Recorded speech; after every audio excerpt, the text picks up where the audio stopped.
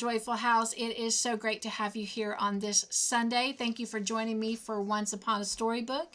As we continue reading the Anne of Green Gables series, we are in Book 3, Anne of the Island. And today we are going to be reading the next two chapters. They are chapters 23 and chapters 24. Chapter 23 is Paul Cannot Find the Rock People. And then chapter 24 is Enter Jonas. So I hope you'll sit back and relax, maybe grab a project, and join me for the reading of these two chapters. All right, chapter 23, Paul Cannot Find the Rock People. Life was very pleasant in Avonlea that summer, although Anne, amid all of her vacation joys, was haunted by a sense of something gone which should be there. She would not admit, even in her inmost reflections, that this was caused by Gilbert's absence. But when she had to walk home alone from prayer meetings and the Avis powwows, while Diana and Fred and many other gay couples loitered along the dusky, starlit country roads, there was a queer, lonely ache in her heart which she could not explain away. Gilbert did not even write to her, as she thought he might have done. She knew he wrote to Diana occasionally, but she would not inquire about him, and Diana, supposing that Anne had heard from him, volunteered no information. Gilbert's mother, who was a gay, frank, light-hearted lady, but not overburdened with tact, had a very embarrassing habit of asking Anne, always in a painfully distinct voice and always in the presence of a crowd, if she had heard from Gilbert lately. Poor Anne could only blush horribly and murmur, "Not very lately," which was taken by all, Mrs. Blythe included, to be merely a maidenly invasion. I didn't even know he had a mom. I thought she passed away from the the Netflix series. All right, sorry for that interruption. Apart from this, Anne enjoyed her summer. Priscilla came for a merry visit in June, and when she had gone, Mr. and Mrs. Irving, Paul and Charlotta the fourth came home for July and August. Echo Lodge was a scene of gaieties once more, and the echoes over the river were kept busy, mimicking the laughter that rang in the old garden behind the spruces. Miss Lavendar had not changed, except to grow even sweeter and prettier. Paul adored her, and the companionship between them was beautiful to see. "But I don't call her Mother just by itself," he explained to Anne. "You see, that name belongs just to my own little mother, and I can't give it to anyone else. You know, teacher? But I call her Mother Lavendar, and I love her next best to Father. I even love her a little better than you, teacher." "Which is just as it ought to be," answered Anne. Paul was 13 now and very tall for his years. His face and eyes were as beautiful as ever, and his fancy was still like a prism, separating everything that fell onto it in rainbows. He and Anne had delightful rambles to wood and field and shore. Never were there two more thoroughly kindred spirits. Charlotta the Fourth had blossomed out into a young ladyhood. She wore her hair now in an enormous pompadour, and had discarded the blue ribbon bows of Auld Lang Syne, but her face was as freckled, her nose as snubbed, and her mouth and smiles as wide as ever. "You don't think I'll talk with a Yankee accent, do you, Miss Shirley, ma'am?" she demanded anxiously. "I didn't notice it, Charlotta." "I'm real glad of that. They said I did at home, but I thought likely they just wanted to aggravate me. I don't want no Yankee accent. Not that I've a word to say against the Yankees, Miss Shirley, ma'am. They're real civilized.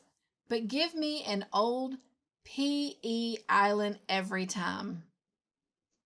Paul spent his first fortnight with his grandmother, Irving, in Avonlea. Anne was there to meet him when he came, and found him wild with eagerness to get to the shore.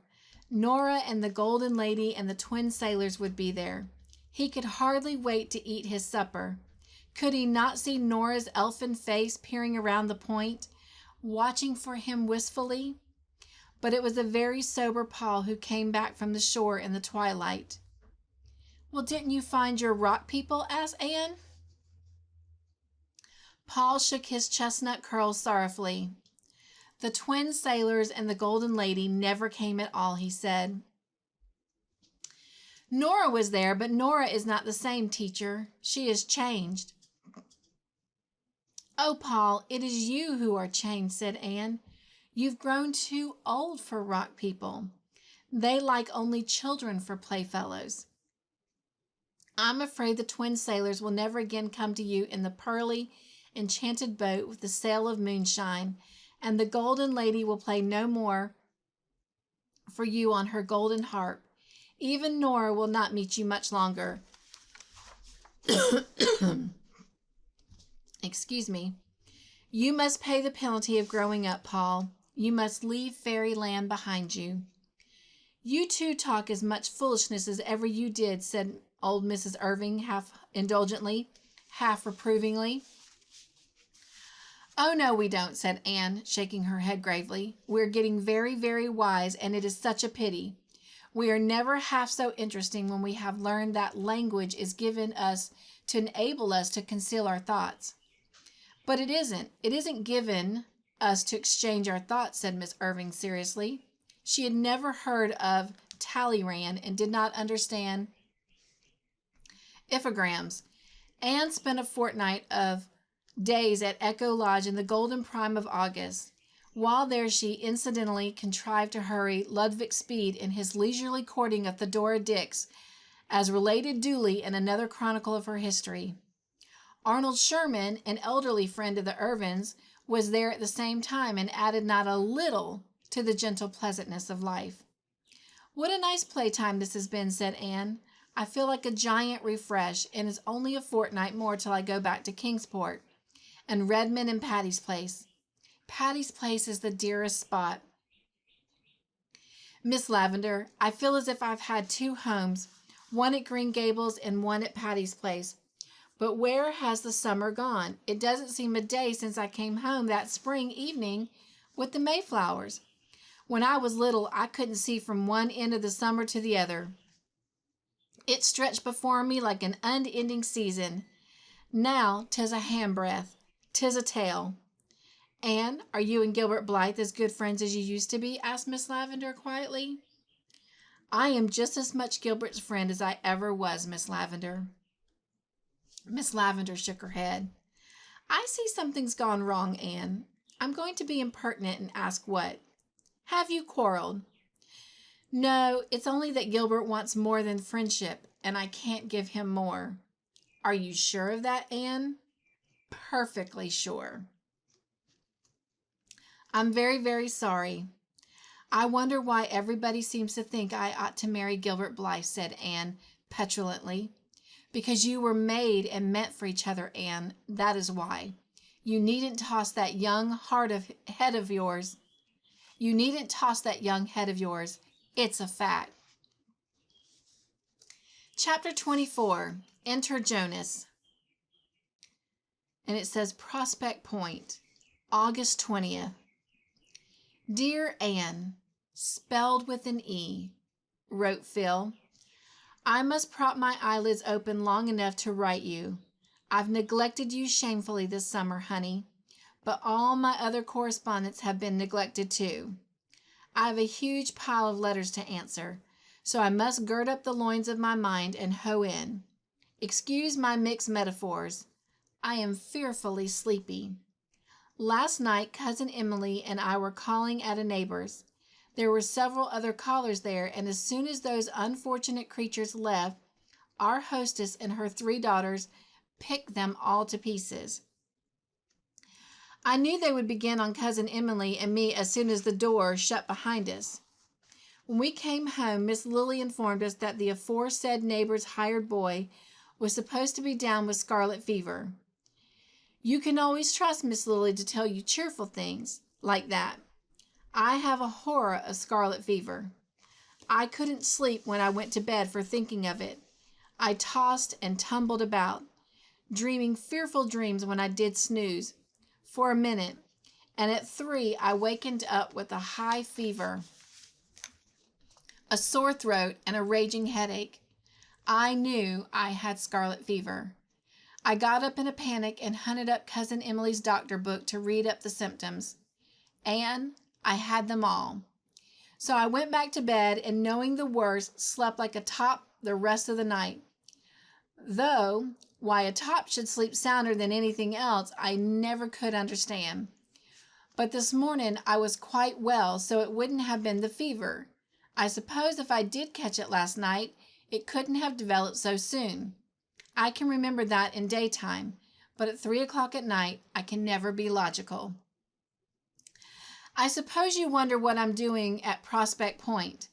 Well, I always like to spend a month of summer at the shore, and Father insists that I come to his second cousin Emily's select boarding house at Prospect Point. So a fortnight ago, I came as usual. And as usual, old Uncle Mark Miller brought me from the station with his ancient buggy and what he calls his generous purpose horse. He's a nice old man, and he gave me a handful of pink peppermints. Peppermints always seemed to me such a religious sort of candy. I suppose because when I was a little girl, Grandmother Gordon always gave them to me in church. Once I asked, referring to the smell of peppermints, "Is that the odor of sanctity?" I didn't like to eat Uncle Mark's peppermints because he just fished them loose out of his pocket and had to pick some rusty nails and other things from among them before he gave them to me. But I wouldn't hurt his dear old feelings for anything. So I carefully stowed them along the road at intervals. When the last one was gone, Uncle Mark said a little rebukingly, "You shouldn't eat all them candies at once, Mrs. Phil. You'll likely have the stomach ache." Cousin Emily has only 5 boarders besides myself, 4 old ladies and 1 young man. My right-hand neighbor is Mrs. Lilly. She's one of those people who seem to take a gruesome pleasure in detailing all their many aches and pains and sicknesses. You cannot mention any ailment, but she says, shaking her head, "Oh, I know too well what that is." And then you get all the details. Jonas declares he once spoke of locomotor ataxia in hearing, and she said she knew too well what that was. She suffered from it for 10 years and was finally cured by a traveling doctor. Who is Jonas? Just wait, Anne Shirley. You'll hear all about Jonas in the proper time and place. He is not to be mixed up with estimable old ladies. My left-hand neighbor at the table is Mrs. Finney. She always speaks without a wailing. She always speaks with a wailing, dolorous voice. You are nervously expecting her to burst into tears every moment. She gives you the impression that life to her is indeed a vale of tears, and that a smile, never to speak of a laugh, is a frivolity truly reprehensible. She has a worse opinion of me than Aunt Jamesina, and she doesn't love me hard to atone for it, as Auntie J does, either. Miss Maria Grimsby sits catty-corner from me, and the first day I came in, I remarked to Miss Maria that it looked like a little like rain, and Miss Maria laughed. I said the road from the station was very pretty, and Miss Maria laughed. I said there seemed to be a few mosquitoes left yet, and Miss Maria laughed. I said that Prospect Point was as beautiful as ever, and Miss Maria laughed. If I were to say to Miss Maria, my father has hanged himself, my mother has taken poison, my brother is in the penitentiary, and I am in the last stages of consumption, Miss Maria would laugh. She can't help it. She was born so, but it is very sad and awful. The 5th old lady is Mrs. Grant. She is a sweet old thing, but she never says anything but good of anybody, and so she is a very uninteresting conversationalist. And now for Jonas, Anne. That first day I came, I saw a young man sitting opposite me at the table, smiling at me as if he had known me from my cradle. I knew, for Uncle Mark had told me, that his name was Jonas Blake, that he was a theological student from St. Columbia, and that he had taken charge of the Point Prospect Mission Church for the summer. He is a very ugly young man, really, the ugliest young man I've ever seen. He has a big, loose-jointed figure with absurdly long legs. His hair is tow color and lank. His eyes are green and his mouth is big, and his ears, but I never think about his ears if I can help it. He has a lovely voice. If you shut your eyes, he is adorable, and he certainly has a beautiful soul and disposition. We were good chums right away, and of course he's a graduate of Redmond, and that is a link between us. We fished and we boated together, and we walked on the sands by moonlight. He didn't look so homely by moonlight, and oh, he was nice. Niceness fairly exhaled from him.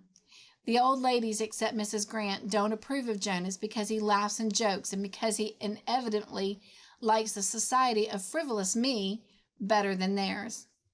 Somehow, Anne, I don't want him to think me frivolous. This is ridiculous. Why should I care what a tow-haired person called Jonas, whom I've never saw before, thinks of me? Last Sunday, Jonas preached in the village church. I went, of course, but I couldn't realize that Jonas was going to preach. The fact that he was a minister or going to be one persisted in seeming a huge joke to me. Well, Jonas preached, and by the time he had preached 10 minutes, I felt so small and insignificant that I thought I must be invisible to the naked eye. It says Jonah. I don't know if it's supposed to be Jonah or Jonas, so let's just read it as it is and we'll correct it if it needs to be. So it says, well, Jonah never said a word about women, and he never looked at me, but I realized then and there what a pitiful, frivolous, small-souled little butterfly I was, and how horribly different I must be from Jonas's ideal woman. So it should have been Jonas, but it is in here as Jonah. She would be a grand and strong and noble woman. He was so earnest and tender and true. He was everything a minister ought to be.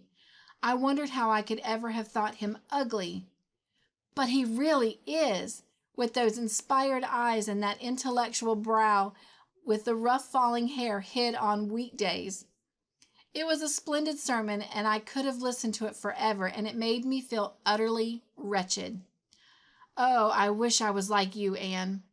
He caught up with me on the road home and grinned as cheerfully as usual, but his grin could never deceive me again. I had seen the real Jonas. I wondered if he could ever see the real Phil, whom nobody, not even you, Anne, has ever seen yet. Jonas, I said. I forgot to call him Mr. Blake. Wasn't it dreadful? But there are times when things like that don't matter. Jonas, you were born to be a minister. You couldn't be anything else. No, I couldn't, he said soberly. I tried to be something else for a long time.